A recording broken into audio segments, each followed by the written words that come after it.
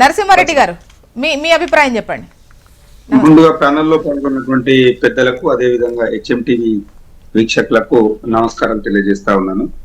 ఏదైతే డీలిమిటేషన్ జరుగుతుంది, మరి డీలిమిటేషన్ తో రాష్ట్రాల యొక్క అసెంబ్లీ స్థానాలు అదే విధంగా లోక్సభ స్థానాలు పెరుగుతాయని చెప్పి వార్తా కథనాలు చూస్తున్నాం. మరి ఆ బిల్లును ప్రవేశపెట్టేటువంటి పనిలో జాతీయ పార్టీ బీజేపీ బిజీగా ఉందని చెప్పి చూడడం జరుగుతా ఉన్నది.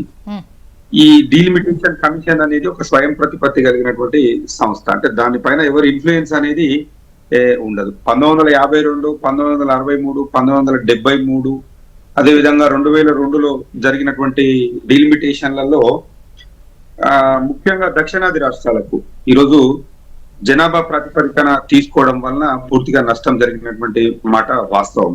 మరి ఇంతకుముందు రామ్మోహన్ రావు గారు చెప్పినట్టు ఏదైతే 1973లో జరిగినటువంటి డీలిమిటేషన్ తోటి మరి దక్షిణాది రాష్ట్రాలకు నష్టం జరిగింది.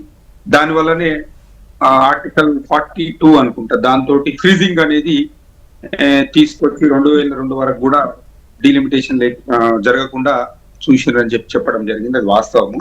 నేనేమంటున్నానంటే ఈ డీలిమిటేషన్ లో మన దక్షిణాది రాష్ట్రాలలో తక్కువ ఎందుకు అని అంటే మనం జనాభా నియంత్రణను కట్టుదిట్టంగా అమలు చేసినప్పుడు మరి నార్థన్ స్టేట్స్ తో కంపేర్ చేస్తే మనము ఆ జనాభా నియంత్రణలో సక్సెస్ అయినాం.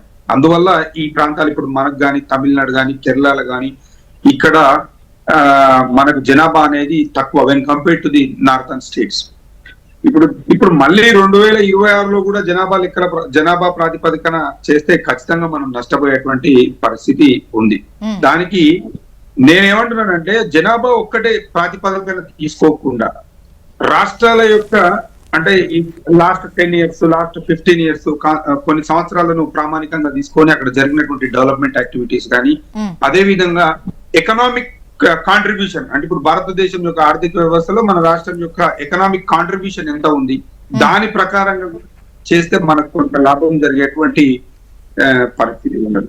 ఇందాక నేనేమంటున్నానంటే ఒక రకంగా ఏమనిపిస్తుంది అంటే కేంద్ర ప్రభుత్వం ఏదైతే ఒక యాక్ట్ అనేది తీసుకొచ్చిందో కుటుంబ నియంత్రణ అనేది ఒకటి, దానిని మనము విజయవంతం చేసినందుకు ఇది మనకు నిజంగా కూడా ఒక శిక్షలాగా అనిపిస్తా ఉన్నది.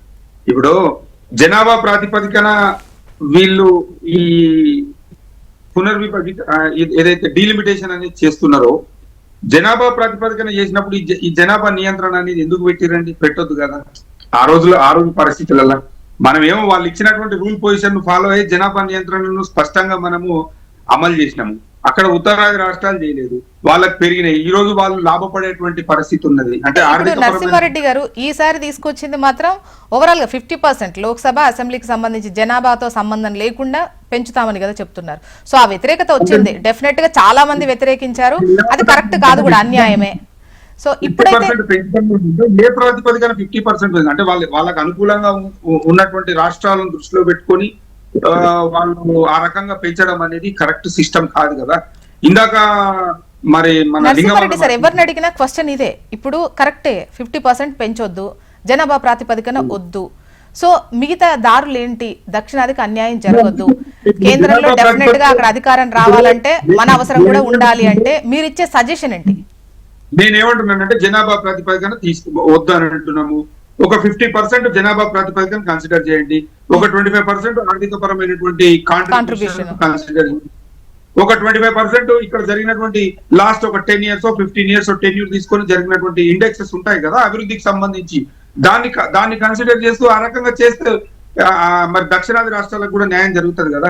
ఇందాక లింగం యాదవ్ గారు మాట్లాడారు బీజేపీ ప్రభుత్వం చేసింది అని మాట్లాడారు. 1952, 63, 73, 2002 4 సార్లు డీలిమిటేషన్ యాక్ట్ వర్కౌట్ చేస్తే 3 సార్లు కాంగ్రెస్ ప్రభుత్వమే ఉన్నది అధికారంలో కేంద్రంలో. మరి వీళ్ళు చేసినటువంటి మరి వీళ్ళు ఆ రోజు ఎందుకు మాట్లాడలేదు? ఆ రోజు మరి జరిగినటువంటి నష్టాన్ని మరి ఈ రోజు అందుకే ఫ్రీజింగ్ పెట్టిన ఆనాడు ఇందిరాగాంధీ ఫ్రీజింగ్ పెట్టింది. అందుకే ఏమంటున్నానంటే మీరు పెట్టిందన్నా ఫ్రీజింగ్ ఎప్పుడు పెట్టిర్రు? మీరు చట్టం అమలైపోయి అది అమల్లోకి వచ్చి పెట్టింది కదా. ఇప్పుడు చేతులు కాగాక ఆకులు పట్టుకొని ఏం లాభం అన్నా మనకు. సో నేనేమంటున్నానంటే ఏది ఉన్నా కానీ డీలిమిటేషన్ అనేది ఖచ్చితంగా జరగాలి. ఇప్పటికే చాలా ఆలస్యం అయింది. కానీ దీనికి ఏదైతే బిల్లు పాస్ చేసే ముందు ముందస్తుగా మరి దీనికి దేశంలో ఉన్నటువంటి విశ్లేషకులు కానివ్వండి, అదే విధంగా ముఖ్యమైనటువంటి ప్రధాన పార్టీలు కానివ్వండి, లేకుంటే అన్ని రాష్ట్రాలకు సంబంధించినటువంటి రిప్రజెంటేటివ్స్ కానివ్వండి, వీళ్ళందరితోటి ఒక కోఆర్డినేషన్ మీటింగ్ లాగా కండక్ట్ చేసి మరి దీనిపై ముందుకు పోతే బాగుంటుంది అని చెప్పి నా అభిప్రాయం. కేవలం అధికారం ఉంది కదా అని చెప్పి మేము చేసింది చట్టం, మేము చేసిందే అనే విధానంగా వీళ్ళు ముందుకు పోతే ఖచ్చితంగా ప్రజల నుండి భంగబాటు తప్పదు. మరి ఈ ప్రాంతీయ పార్టీలకు జరిగేటువంటి ఏదైతే వీళ్ళు కేవలం రాజకీయ ఓటు బ్యాంకు గానీ వీళ్ళు వినియోగించుకుంటున్నటువంటి పరిస్థితి స్పష్టంగా కనిపిస్తా ఉంది.